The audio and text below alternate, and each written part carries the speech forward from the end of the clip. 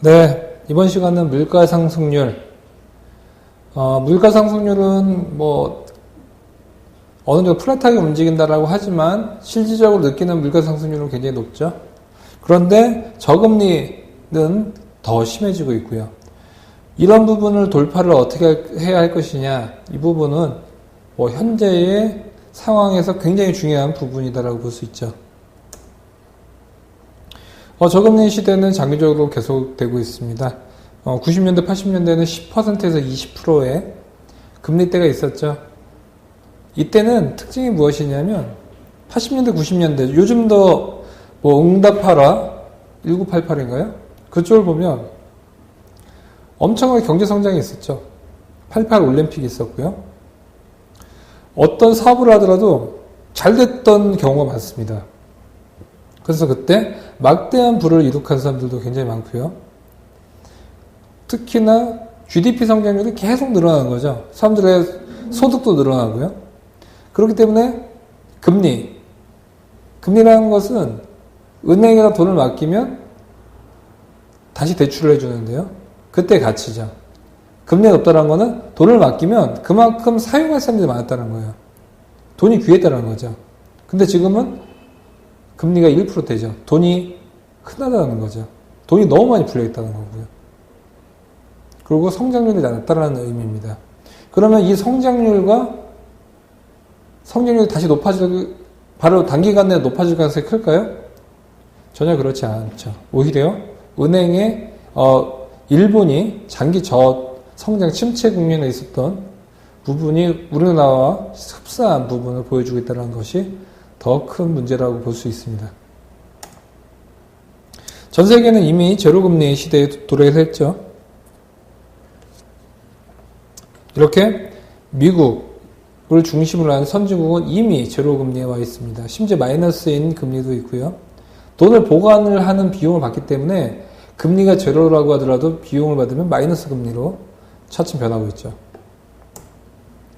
금리는 왜 계속 저금리 기준으로 갈 수밖에 없을까요? 여기에 대한 생각을 해보면 금리는 우선 돈의 가치입니다. 돈의 가치가 올라가면 올라갈수록 금리는 올라가고요. 그러면 우리가 재테크를 하기가 편하죠. 돈이 있는데 이 돈을 활용할 사람들이 많은 거예요. 그러면 내가 비싼 금리에 줄 수가 있는 거죠. 빌려줄 수가 있고요. 근데 반대로 내가 돈이 있더라도 내가 이거 갖고 활용할 것도 없고 그렇다고 누구를 빌려달라고 한 사람이 별로 없는 겁니다. 그러면 돈의 가치가 떨어지는 거고요. 그 얘기가 금리가 떨어지는 거겠죠. 그러면 단기간 내에 누군가가 돈을 빌리려고 하는 사람이 많을까요? 아니면 돈을 빌려주려고 하는 사람들이 많을까요?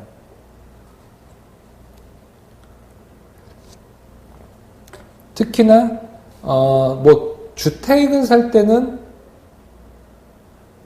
대출을 많이 받을 수가 있겠죠. 근데 지금 얘기하는 부분은 어떤 부분이냐면 기업들이 이걸로 활용을 하거나 아니면 신용대출이라고 하죠.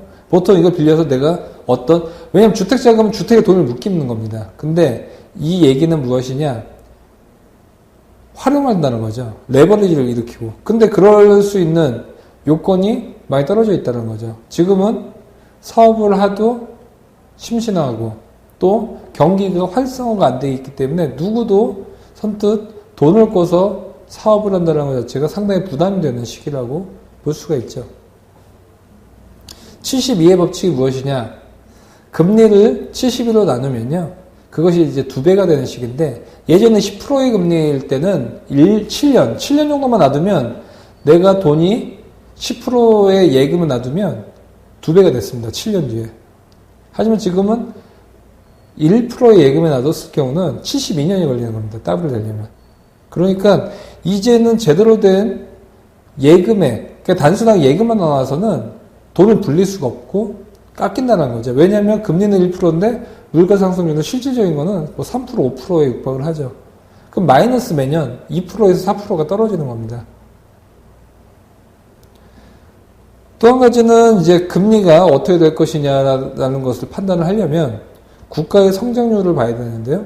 GDP 성장률이 높아지면 높아질수록 금리가 올라갑니다. 그만큼 돈의 수요가 많다는 거죠. 근데 우리나라도 뭐 GDP 성장이 계속 떨어지고요. 뭐 최저치를 계속 기록을 하고 있죠.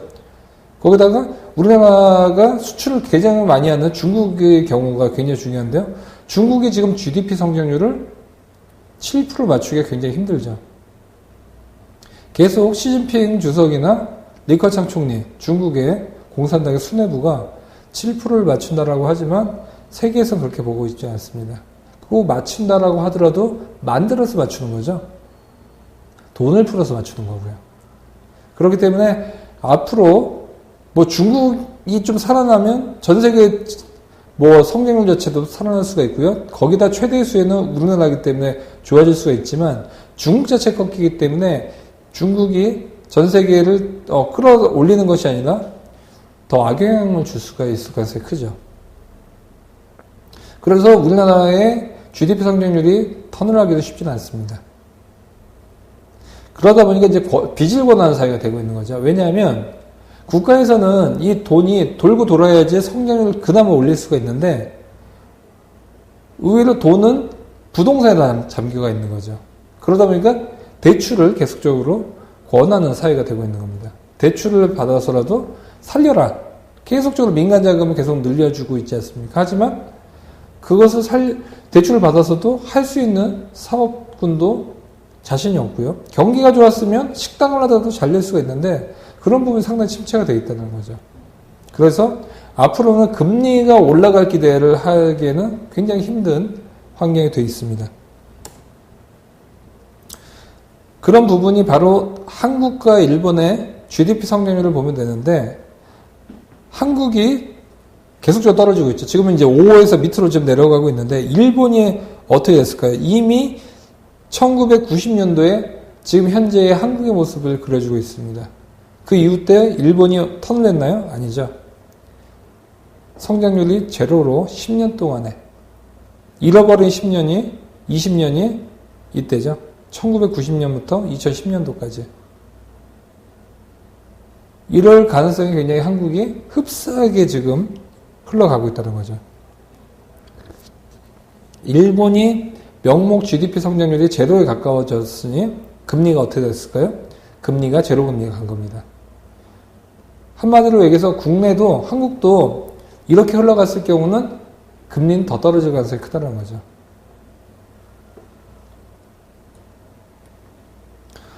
중국을 한번 봐보겠습니다. 중국도 마찬가지인데요. 한국은 일본을 보면 미래를 알 수가 있고요. 중국을 보면 앞으로 우리나라의 성장성을 예측을 할 수가 있습니다.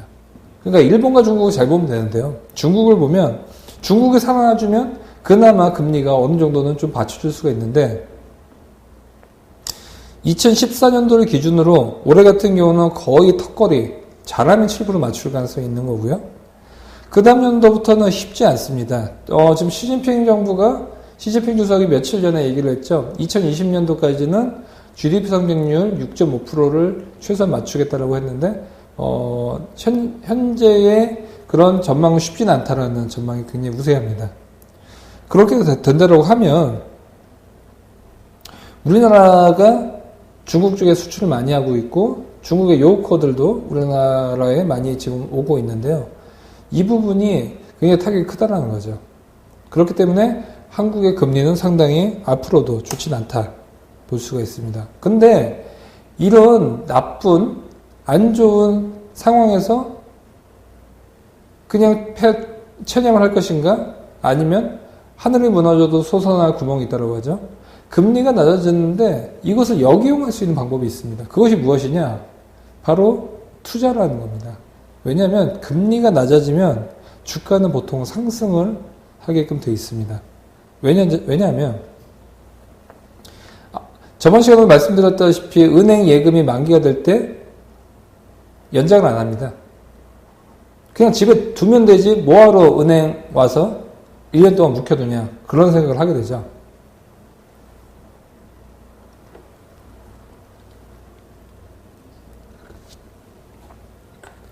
그러면 은행 예금이 이제 1년 뒤에 만기가 된 겁니다. 은행은 넣기 싫으면 그 다음에 어디를 찾아가죠? 증권사를 찾아갑니다. 그거 투자해 볼 만한 게 없냐라고. 이 부분은 국내뿐만이 아니라 이미 저금리로 이루어진 국가들 보면 일본 같은 경우도 빠르게 투자 상품이 발달이 되어 있었죠. 미국 같은 경우도 마찬가지입니다. 일반 가정들도 주식에 대해서 예전같이 투기로 인식을 하는 것이 아니라 투자로 인식을 하기 시작했고요. 일본도 마찬가지고요. 국내는 이제 과도기에 있는 겁니다. 그렇기 때문에 이제는 주식이라는 것 자체가 색안경을 끼고 보는 시대는 훨씬 더 지났다는 거죠. 그것을 어디에서 알 수 있냐면 국민연금을 보면 알 수 있어요. 국민이가 연금을 예전 같았을 때는 국민들 연금을 주식에 투자를 해? 완전히 색안경을 끼고 봤죠. 하지만 지금은 어느 정도 성장률을 맞추려고 하면 주식에 들어갈 수밖에 없다는 것을 국민연금, 가장 보수적인 투자처가 주식에 들어가고 있다는 것을 알 수가 있고요. 역사적으로도 보면 금리가 낮아지면 낮아질수록 이 자금이 금리형 상품, 예금이라든지 아니면 그런 상품에서 계속적으로 주식형으로 넘어갔다는 부분이 있죠. 그렇기 때문에 이제는 저금리 시대라고 한탄만 할 것이 아니라 역이용을 해야 될 필요성이 있다는 거죠. 특히나 여기서 실적 장세까지 동반이 한다라고 하면 상당히 장기 추세로 주가는 올라갈 가능성이 크다라는 겁니다. 그러면 주식 투자에 대해서 트렌드가 좀 많이 바뀌고 있습니다.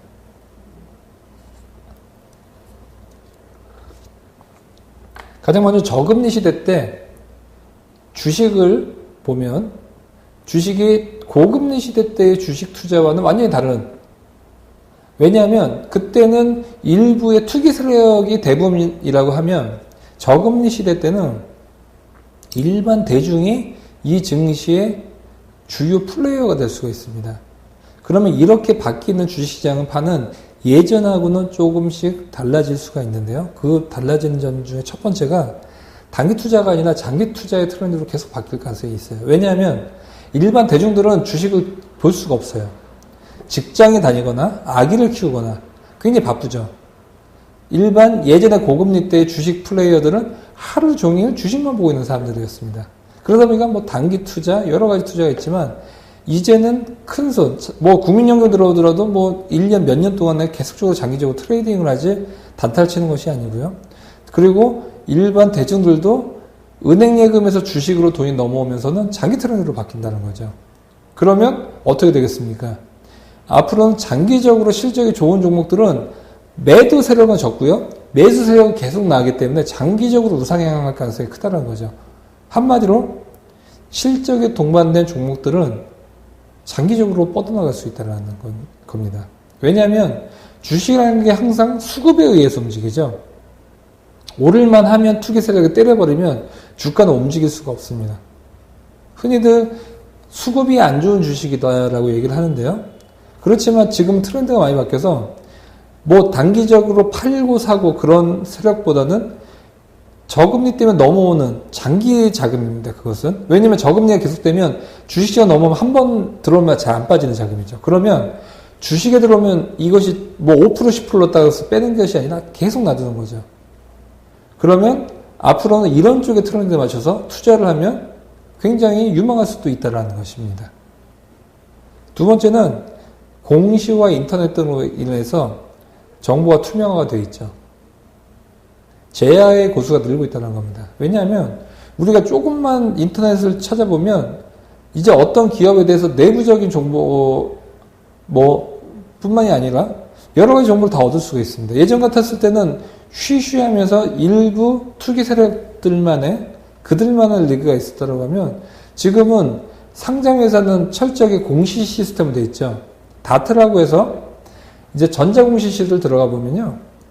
항상 기업은 먼저 공시를 내게 되어 있습니다. 그렇지 않고서 아는 사람들만 정보를 공유했을 경우는 내부자 거래를 통해서 사법 처리가 됩니다. 그렇기 때문에 이제 정보가 예전보다 많이 투명화가 되어 있죠. 거기다가 그 커뮤니티를 보면요. 요즘은 증거사 직원 뺨치게 상당히 지식적으로 뛰어나고 이 부분을 공유하는 그런 내용도 굉장히 많은데요. 이런 것을 통해서 상당히 좀만 노력을 해보면 좋은 회사를 찾기에는 굉장히 좋은 환경으로 바뀌고 있다는 것이죠. 세 번째는 주식방송, 공개 강연회 등 정보를 얻기가 굉장히 쉬워졌습니다. 그러니까 아까 전처럼 온라인뿐만이 아니라 오프라인 주식 방송이라든지 아니면 오프라인 강연회가 굉장히 많이 늘어났고요. 거기서 심심치 않게 좋은 종목들도 계속 나온다는 거죠.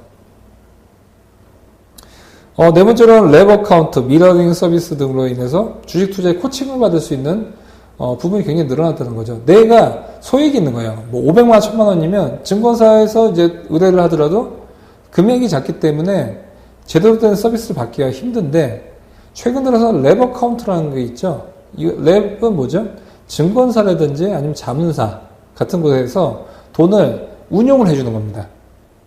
근데 펀드는 운용사에서 운용을 해주는데 이것은 펀드는 워낙 규모가 크고 또한 개개인의 특징에 맞게끔 운용을 하는 것이 아니라 대량으로 매수를 하지만 랩은 그나마 맞춤형으로 갈 수가 있기 때문에 내가 뭐 어떤 트렌드로 맞게끔 랩을 운영해 달라고 하면 거기에 맞게끔 운용이 가능한 거죠. 그러다 보면 소액이지만 그 사고 파는 것을 인터넷 뱅킹으로 실시간으로 볼 수가 있습니다. 그러면 거기에 따라서 나는 전문가들의 운용을 계속적으로 볼 수가 있다는 거죠.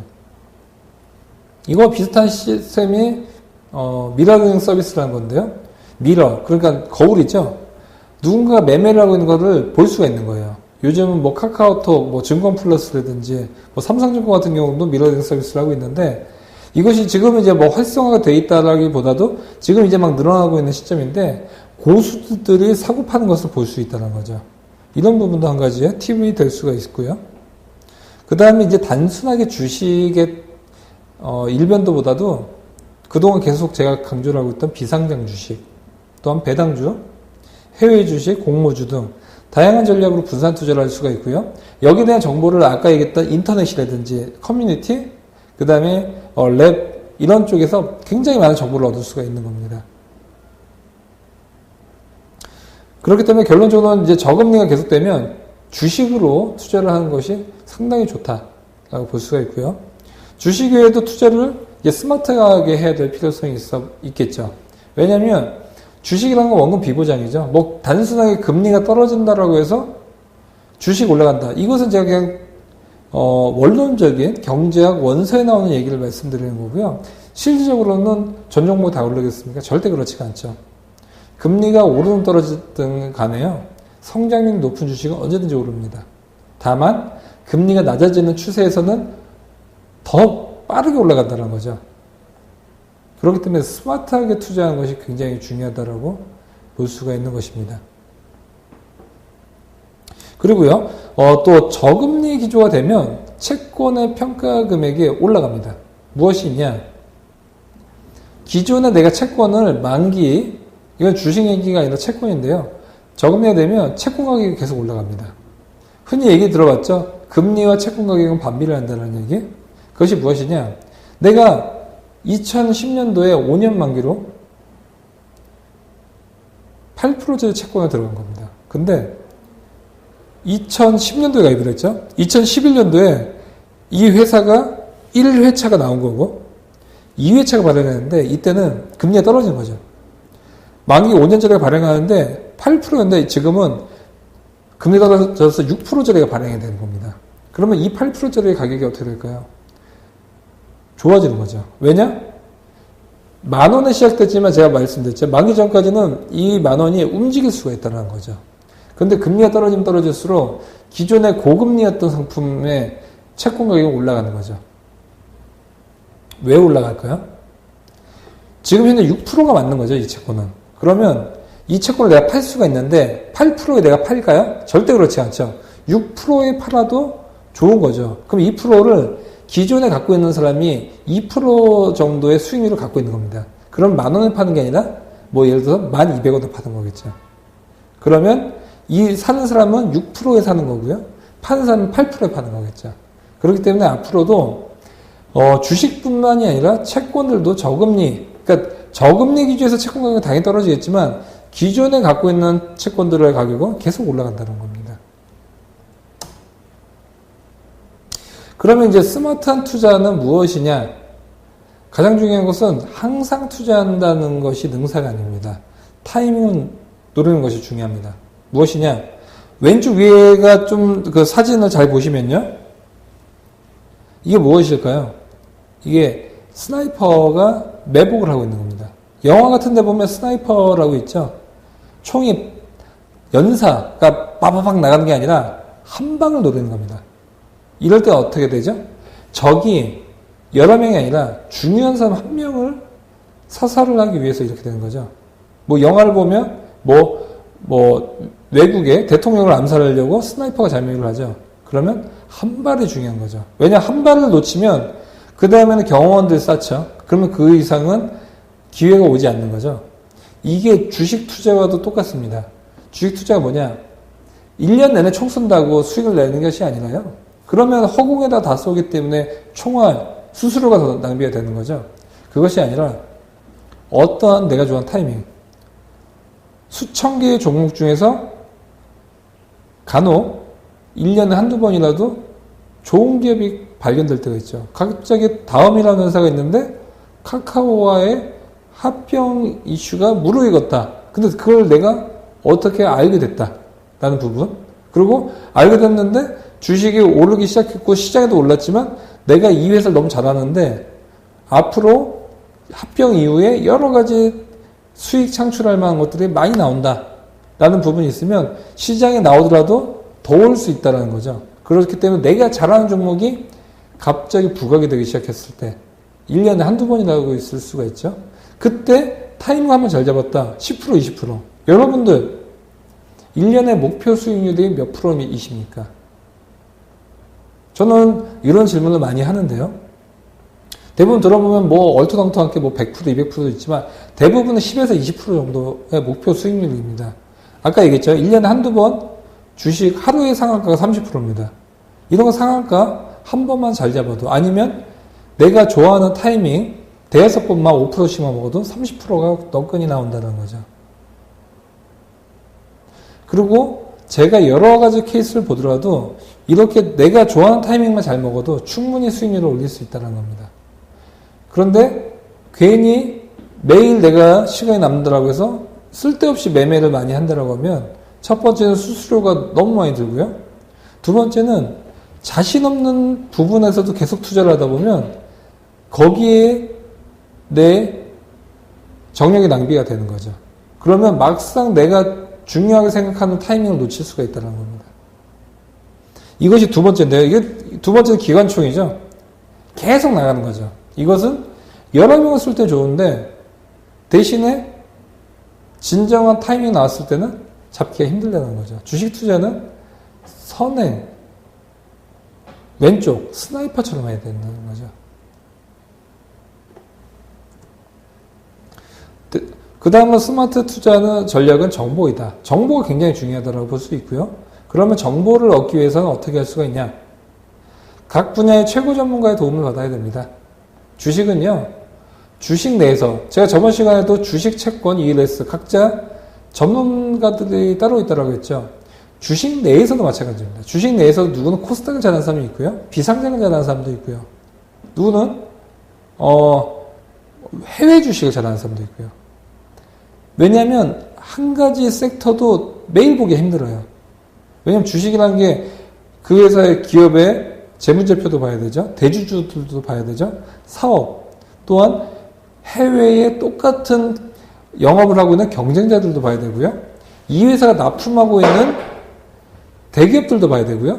이 회사의 고객층도 봐야 되고요. 이 회사의 트렌드도 봐야 되면 한 가지 기업을 제대로 파악하려면 일주일이 걸립니다. 그런데 수천 개의 종목을 다 볼 수 있을까요? 그냥 주식 전문가라고 해서 다 볼 수 있을까요? 절대 그렇지 않습니다. 자기가 좋아하는, 나는 친환경 산업에 대해서 굉장히 공부를 많이 하는 사람이면 그것만 보게 돼 있고요. 나는 반도체라든지 IT 첨단 섹터를 잘한다는 사람도 있고요. 그렇기 때문에 각자 섹터 애널리스트가 있는 건데요. 그렇기 때문에 각 투자 분야에서 좋은 것은 무엇이냐? 요즘은 이런 애널리스트의 자료를 인터넷 몇 번 다 볼 수 있다는 거죠. 그렇기 때문에 앞으로도 각 투자의 전문 분야에 전문가가 누구냐를 빨리 알아야 되는 겁니다. 두 번째는 주식, 채권, ELS, 펀드, 랩 어카운트가 있는데 시기에 맞게끔 투자를 해야 되는 게 있습니다. 무엇이 있냐면 주식이 잘 될 때도 있고요. 채권이 잘 될 때도 있고 ELS가 잘 될 때도 있고요.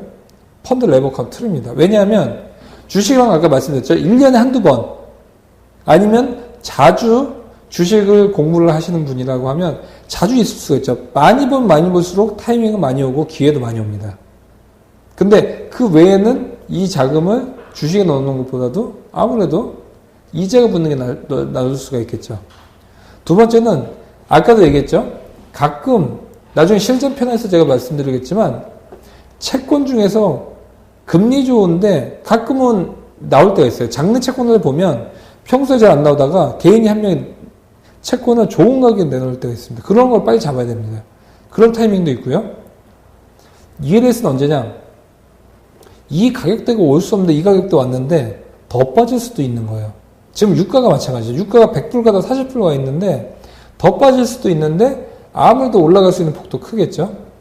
그러면 지금 유가를 들어가는데 여기서 10% 더 빠지면 마이너스 10%가 되겠죠. 펀드나 ETF를 들어갔을 경우는. 근데 원금이 부분 보장이 되어 있는, 그러니까 비보장형인데 반토막만 난다면 수익이 나는 ELS가 있다고 계속 말씀드렸는데 이런 것들 같은 경우는 ELS나 DLS가 적절할 수가 있겠죠. 또한 상해 지수가 지금 6천 가다 3천까지 빠져 있는데 올라갈 수도 있지만 여기서 더 빠질 수도 있는 거겠죠. 그럴 때 이 지수형 이런 부분일 때는 ELS가 맞을 수가 있는 거죠. 또한 펀드와 ETF가 있는데요. 펀드는 환매 수수료가 있습니다. 예를 들어서 펀드는 상품이기 때문에 이게 3개월, 6개월 이내에 팔았을 경우는 환매 수수료가 나올 수가 있는데 ETF라고 있습니다. 이거는 상장이 되어 있는 펀드입니다. 상장이 됐다는 건 뭐죠? 사고팔고가 가능하다는 거죠. 그러면 이거는 같은 펀드지만 하루 이틀 있다가 팔더라도 환매 수수료가 없을 때가 있죠. 그러면 이 시장이 올라갈 수가 있는데 한 일주일 있다가 올라가다가 꺾일 것 같은 거예요. 그러면 펀드가 아니라 ETF에 투자를 해야 될 때도 있는 거고요. 랩 어카운트. 예를 들어서 지금 전기차가 요즘 많이 좋아지고 있는데 친환경 관련된 랩 상품이 있는 겁니다. 여기에만 전문적으로 주식에 투자하는 랩이 있다라고 하면 나는 여기만 투자를 하고 싶은 거예요. 근데 펀드, 그러니까 큰 펀드는 없는 거예요. 이렇게 지엽적인 건. 근데 랩으로 그런 스타일이 있다라고 하면 거기에 맞게끔 맞춰줄 수가 있는 거겠죠. 이렇게 상황에 맞게끔 내가 그냥 주식만 좋다고 해서 주식만 주구장창 하는 것이 아니라 상황에 맞게끔 주식형 아니면 저금리를 탈피할 수 있는 여러 가지 고금리 상품 중에서 거기에 맞게끔 선택을 할 수가 있다는 거죠. 그 다음은 다양한 네트워크를 만들어라. 무엇이 있냐면 요즘 투자 스터디가 잘 돼 있고요. 또 투자 커뮤니티, 공개 강연회 이런 부분이 중요할 수가 있고요. 이런 쪽에서 계속 본다라고 하면 오프라인 모임 때 사실 좋은 종목이나 좋은 정보가 많이 나올 수도 있죠. 그렇기 때문에 요즘에 일반인 분들도 뭐 카카오톡도 단톡방을 만들어서 서로 뭐 장중 중에 공유하는 경우도 있고요. 단체 채팅방에서도 이런 경우도 많기 때문에 이런 부분을 잘 집중하셔야겠죠. 그리고 대부분의 정보는 HTS에 다 들어가 있습니다. HTS가 뭐죠? 홈 트레이딩 서비스의 약자인데 증권사 주식 매매 프로그램이죠. 여기를 가보면 뭐 기업의 정보, 뭐 투자 뉴스, 모든 이 세상에 웬만한 정보 다 들어 있습니다. 근데 이거를 하나하나 꼼꼼히 보는 사람은 거의 없죠. 왜냐면 이 꼼꼼하게 봐야 될 필요성도 모르고요. 두 번째는 이 많은 것을 다 볼 시간도 없습니다. 그 다음은 이제 증권사를 자주 찾아가라. 뭐냐, 내가 돈이 뭐 몇백만 원, 몇천만 원밖에 없다라고 하지만 이것을 갖고 많이 찾아가면 뭐 환대를 못 받을 것인가, 또 증권사 가는 것을 은행 가는 것처럼 편안하게 못 느끼시는 분들도 많이 있고 부담도 되죠. 아무도 없고 들어가면 뭐 좀 부담이 될 수도 있죠. 내가 나를 좀 주목을 하고 하면. 그런데 그렇다고 하더라도 많이 찾아가서 정보를 많이 얻어야 되고요. 두 번째는 직접 찾아가기 바쁘다라고 하면 홈페이지라도 많이 찾아가서 계속적으로 증권사별로 스탠스가 어떤지 계속 봐야 됩니다. 요즘은 특히나 증권사 사장단에서도 자기의 뷰를 얘기하는 사람들도 많고요. 또한 SNS, 페이스북을 통해서도 일반 증권사나 운용사 사장이나 매니저들도 본인의 견을 내놓는 경우도 굉장히 많이 있죠. 그런 경우를 잘 보면 굉장히 중요한 팁을 얻을 수 있다는 겁니다. 그러니까 요즘은 SNS가 잘 되어 있기 때문에 그 사람들과 내가 오프라인에서 친구가 되기 힘들죠. 실질적으로. 그렇지만 SNS에서 친구 맺기 쉽죠.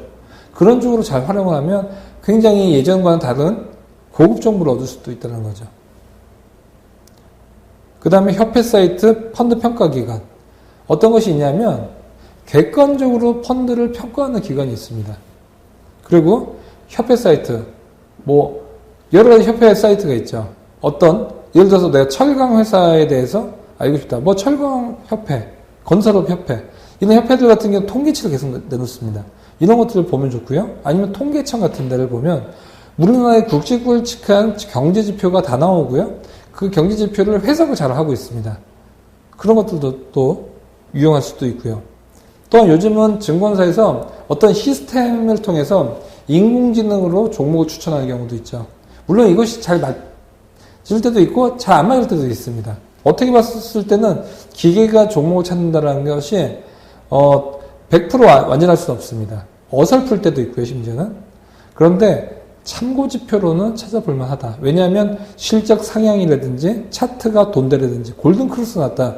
인간의 손으로 일일이 찾아볼 수가 없죠. 근데 컴퓨터는 그때그때 수천 개 종목을 찾아서 매일 알려주기 때문에 보조지표를 찾기에는 굉장히 좋다라는 부분 중요할 것 같습니다.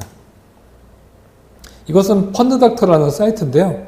보면 가장 수익률이 좋은 펀드를 볼 수가 있습니다. 주식형 펀드를 볼 수가 있고요. 해외 펀드를 볼 수가 있고요. 또한 차이나 펀드에서 수익률 비교를 할 수가 있고요.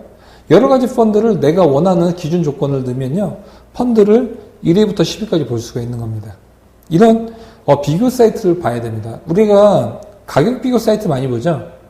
근데 쇼핑은 가격 차이가 많이 나면 5만원, 10만원 차이 나면 굉장히 내가 좋다라고 해서 사죠. 하지만 투자에서는 5만원, 10만원이 아니라 몇백만원이 왔다 갔다 하는데 이런 비교 사이트는 잘 안 들어가 보는 것 같습니다. 이런 사이트를 보면 의외로 굉장히 돈 되는 정보가 많이 있고요. 번외펀드도 비교를 할 수가 있죠. 변행 유니버셜 그냥 막 들지 말고요.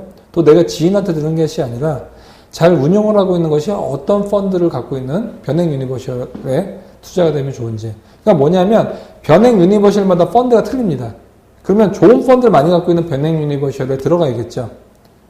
그러니까 상위에 노출이 많이 되어 있는 그 보험사 상품을 들어가면 좋겠죠. 또한 HTS에서 이거 한 화면인데요. 여기서 보면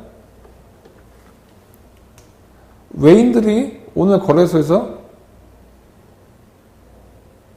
2,100억을 매도를 하고 있는 거죠. 기관들도 팔고 있고요. 이런 것들을 볼 수 있는 거예요. 그럼 당분간 외국인들 수급이 안 좋으니까 지수가 빠질 수도 있겠구나. 또는 HTS에서 이 일자별을 눌러보면요. 이거는 이제 유한타증권 HTS인데 각 HTS마다 이 화면 다 나옵니다. 일자별을 눌러봤더니 외국인이 팔 만큼 다 팔았다. 이제는 순매수로 돌 타이밍이네. 환율은 이제 원화 약세에서 강세로 도는구나. 그러면 외국인들 수급이 들어오겠죠. 그때부터 자금 움직이겠구나. 이런 부분을 HTS를 통해서 다 알 수가 있는 겁니다. 이거는 또 HTS에서 공시 사이트인데요.